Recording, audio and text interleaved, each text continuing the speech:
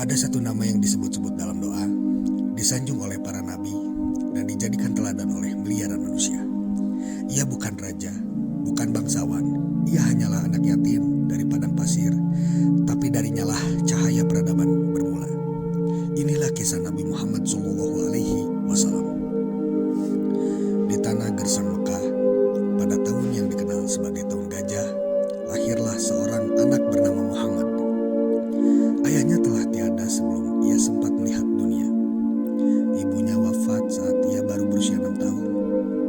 Yatim, piatu, sunyi. Tapi dari kesepian itu tumbuh kekuatan yang tak terlukiskan. Ia diasuh oleh kakeknya, lalu oleh pamannya Abu Thalib. Bukan dalam kemewahan, tapi dalam kasih dan nilai-nilai luhur. Dan meski dunia seakan tak memberinya apa-apa, ia memberi dunia segalanya. Muhammad tumbuh menjadi remaja yang berbeda dari yang lain.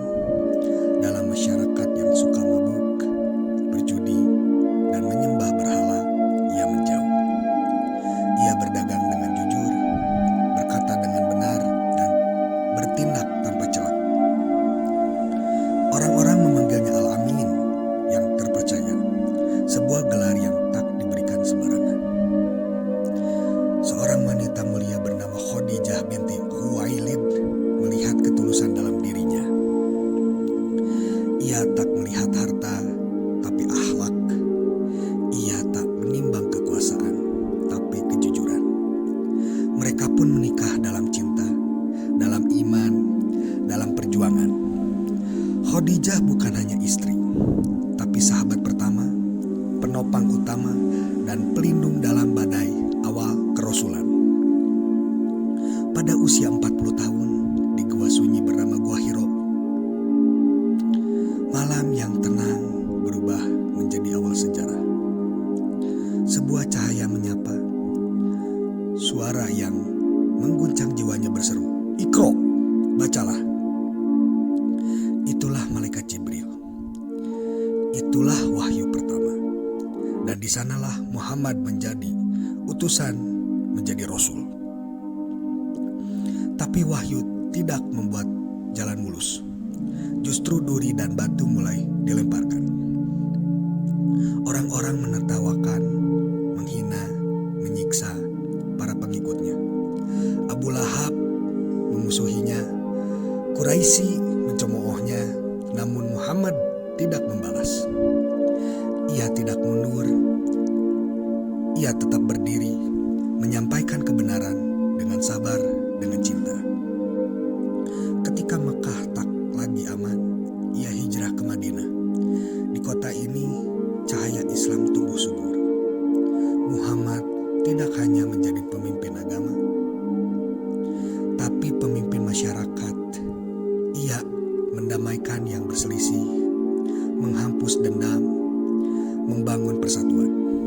Dari Madinah, Islam menyebar seperti matahari yang terbit dari timur.